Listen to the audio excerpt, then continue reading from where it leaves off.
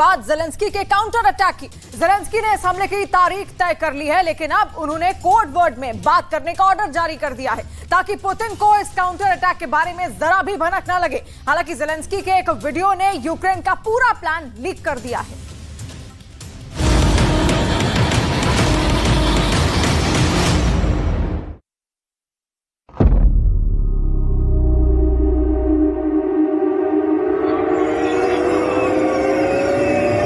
Zelensky ने अपनी फौज को चुप रहने के लिए कहा है। अब बहुत खामोश रहना है। ऐसा तोप के गोले दागने वालों को कहा गया है, आवाज नहीं करनी है। यूक्रेन के स्नाइपर्स को बहुत चुपचाप हमले के लिए कहा गया है। बख्तरबंद फोर्स को मैसेज है, साइलेंट अटैक का वक्त आ गया है। छुपकर हमला करने वाले स्नाइपर कमांडो भी सरप्राइज देने को तैयार हैं। रूस और यूक्रेन के मोर्चे पर निगरानी करने वाले सैनिकों या फिर रूस की बख्तरबंद गाड़ियों पर हमले करने वाले कमांडो। और फिर 39 सेकंड के इस वीडियो में आखिर में दिखाया जाता है 2 F-16 फाइटर जेट, ताकि पुतिन के दिल में इस लड़ाकू विमान का खौफ बैठ जाए।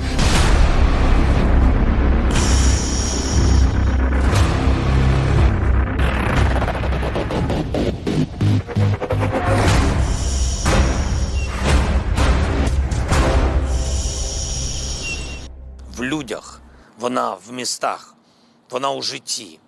А коли зневажають і життя, і людей, і найбільш вагомі для культури міста, буде тільки програш. Програш для Росії. जेलेंस्की का खामोशी से भरा काउंटर अटैक वाला प्लान पूरी तरह तैयार है। जेलेंस्की ने बहुत जोर देकर कहा है, इस बार हमला ऐसे चुपचाप तरीके से किया जाए कि रूस की फौज की चूल्हे हिल जाएं। फिर बखमूत भी आजाद हो, लुहांस्क भी आजाद हो, डोनेट्स्क भी छुड़ा लिया जाए और मारियोपोल से भी रूस का कब्जा हटा दिया जाए। जेलेंस्की इस मौके को यूक्रेन युद्ध का सबसे बड़ा टर्निंग पॉइंट बनाना चाहते हैं।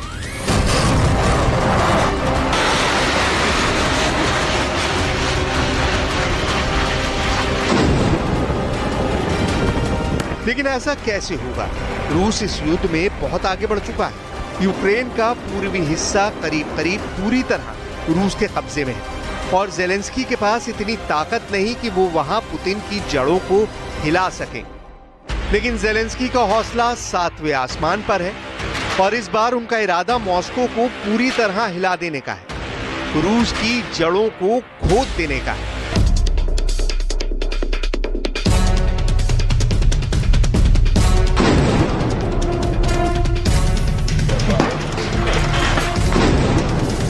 पुतिन के खौफ को मिट्टी में मिला देने का इरादा तो जेलेंस्की 24 घंटे रटते रहते हैं। За свою історію Київ бачив різні підлості від загарбників. Пережив їх усіх. Переживе і рашистів. Жодного із них тут не буде.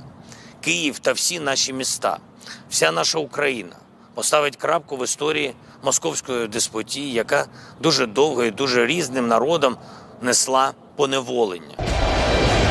काउंटर अटैक के लिए जेलेंस्की ने तारीख तय नहीं की है, बस बता दिया है कि पुतिन की फौज पर जवाबी हमला बहुत ही खामोशी से होगा।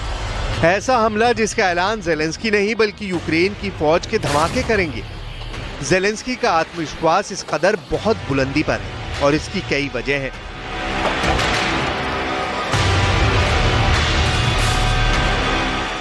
सवाल है कि क्या पुतिन इसके बारे में जानते हैं?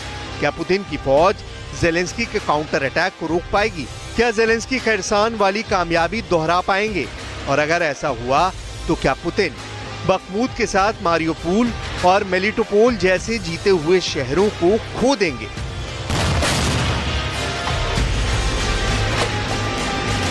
पुतिन के पास जवाब अगर हैं तो इसके बारे में वो अभी नहीं बताएंगे, लेकिन चुनौती के तौर पर यूक्रेन की फौज बहुत ज्यादा एक्टिव हो गई है।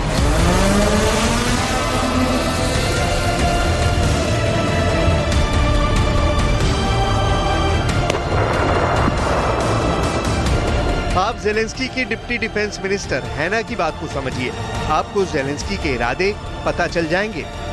Наша позиція дуже проста. Ми не воюємо на території інших держав, і у нас немає ніяких претензій територіальних і амбіцій щодо інших держав. У нас є міжнародно визнані кордони нашої держави, частина з наших територій тимчасово окупована, наша задача їх повернути, і от на цій території ми застосовуємо безумовно. जेलेंस्की अभी 2 दिशाओं में हमला करना चाहते हैं। वो पूर्व में रूस की फौज पर बड़ा अटैक करने की तैयारी कर रहे हैं। वो दक्षिण में भी बनाए गए रूस के फौजी अड्डों को तबाह करने की तैयारी कर रहे हैं। लिहाजा उनके टारगेट पर पूर्व और दक्षिण दिशा है। जेलेंस्की ने अपने वीडियो में F-16 लड़ाकू विमान भी दिखाए हैं। ये वो फाइटर जेट हैं जो उनको देने का वादा तो किया गया है। उनके पायलट्स को ट्रेनिंग भी दी जा रही है, लेकिन ये विमान उनको मिलेंगे या नहीं, इस पर सस्पेंस बरकरार है। हालांकि पुतिन को डराने वाले वीडियो में F-16 का होना ये बताता है कि बाइडेन और जेलेंस्की के बीच इस फाइटर जेट को लेकर फैसला फाइनल हो चुका है। जेलेंस्की को फाइटर देर से ही सही लेकिन जरूर मिलेगा। पहले ऐसा नहीं था, क्योंकि 3 मई को क्रेमलिन पर ड्रोन अटैक के बाद जेलेंस्की को लेकर अमेरिका का भरोसा काफी कम हुआ। लेकिन जेलेंस्की जब जापान में G7 बैठक के दौरान जो बाइडेन से मिले और साथ में यूरोप ने भी जिद की, तो बाइडेन पिघल गए। बाइडेन ने जेलेंस्की से कहा कि कसम खाओ कि रूस पर अटैक नहीं करोगे। जेलेंस्की इस बात के लिए राजी हुए और अब यूक्रेन के लिए F-16 का रास्ता खुल गया। जेलेंस्की बहुत खुश हैं क्योंकि रूस के हवाई हमलों ने इस वक्त यूक्रेन की कमर तोड़ कर रख दी है। कोई दिन ऐसा नहीं होता जब यूक्रेन पर हवाई हमला ना हो, आसमान से कोई बम न गिराया जाए। रूस के फाइटर जेट यूक्रेन के आसमान में खुल्लम खुल्ला तबाही मचा रहे हैं और इसी वजह से जेलेंस्की लगातार खुद को बेबस महसूस करते रहे और उनकी मांग F-16 जैसे खतरनाक फाइटर जेट पर कायम रही। लेकिन पुतिन और बाइडेन कैंप के बीच हुई बातचीत में खतरा बता दिया गया है कि F-16 की वजह से विश्व युद्ध की नौबत आ सकती है। F-16 आया तो जाहिर है ये काउंटर अटैक में सबसे बड़ी भूमिका अदा करेगा। जेलेंस्की का काउंटर अटैक जब भी शुरू होगा तो लंबा चलेगा। तब हथियार गोदाम लगातार भरे रहने चाहिए। विमानों के साथ सैनिकों की कमी नहीं होनी चाहिए। I'm very happy. Thank you very much. Thanks our partners. It really will help our society, our people to save houses, families. I think it's not the decision that we will have all these defending measures tomorrow. We have to prepare, but anyway, that is great result. Thanks to all the countries, to our partners. Thank you very much. 2023 में अब तक America ने Ukraine को $5 billion यानी करीब 40,000 करोड़ की मदद दे दी है। 2022 में अमेरिका ने यूक्रेन को 50,000 करोड़ की मदद दी थी।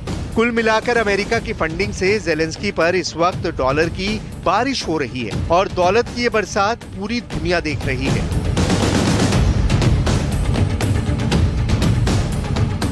पैसों की बारिश और हथियारों की बारिश। जेलेंस्की का हौसला बुलंद है। यही वजह है कि जेलेंस्की इस वक्त मॉस्को पर ड्रोन से हमले कर रहे हैं। जेलेंस्की ने बखमूत का मोर्चा भी संभाला हुआ है और अब आए दिन नए ट्रेलर रिलीज करके वो पुतिन के साथ वीडियो वाला माइंड गेम भी खेल रहे हैं। इससे पहले जेलेंस्की ने मई के आखिर में भी एक ट्रेलर रिलीज किया था। इसमें भी बहुत जोश दिखा।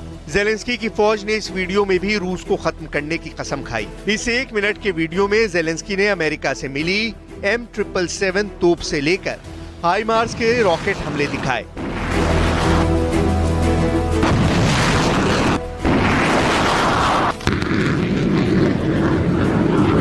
जेलेंस्की ने बहुत ही घातक माने जाने वाले स्नाइपर अटैक से लेकर जर्मनी से मिले बहुत ही खास लेपर्ड टैंक की बमबारी भी दिखाई।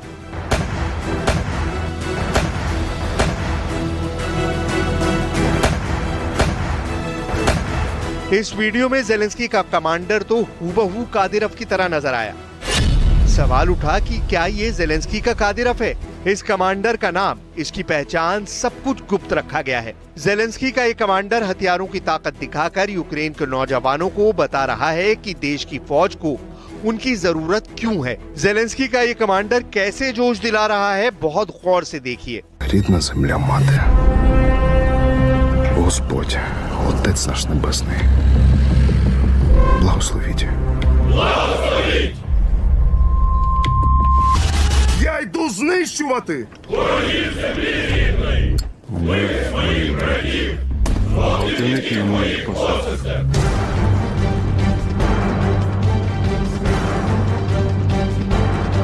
देखिए इस कमांडर की बातों को कैसे यूक्रेन के सैनिक दोहरा रहे हैं। इस कमांडर में ऐसा क्या जादू है कि यूक्रेन के फौजी अब अपनी जान की बाजी लगाने के लिए तैयार हैं? ये वो सवाल है जो इस कमांडर की तुलना पुतिन के कादिरव से कर रहे हैं। यूक्रेन की फौज का ये कमांडर बता रहा है कि कैसे रूस की सेना ने उनके देश पर कितना जुल्म किया है। बुचा से लेकर मारियोपोल और बखमुत के हमलों की याद दिलाई जा रही है और फिर बहुत जोश के साथ बदला लेने का इरादा। ये ज़ेलेंस्की का नया माइंड गेम है। Нехай рука моя буде твердою, щоб вбивати ворогів. Нехай око моє буде ясним, щоб вбивати ворогів. Нехай зброя моя буде справною, щоб вбивати ворогів. Нехай воля моя буде сталь, щоб вбивати ворогів. Україно, рідна земля мати, Господь, Отець наш Небесний, благословіть наш рішучий наступ, нашу священну помсту, нашу святу перемогу. काउंटर अटैक के बीच ज़ेलेंस्की नए फौजियों की लगातार भर्ती करना चाहते हैं। ज़ेलेंस्की नई फौज बनाना चाहते हैं। ज़ेलेंस्की बखमुत के बाद दूसरे मोर्चे को बचाना चाहते हैं। सवाल है कि आखिर यूक्रेन को बार बार नया वीडियो जारी करने की नौबत क्यों आ रही है? इसे ज़ेलेंस्की की नई ताकत समझा जाए या फिर ज़ेलेंस्की की बहुत बड़ी कमजोरी? क्योंकि पुतिन तो वीडियो रिलीज करने में नहीं बल्कि हमला करने में यकीन रखते हैं और वो वार्निंग तो बिल्कुल नहीं देते।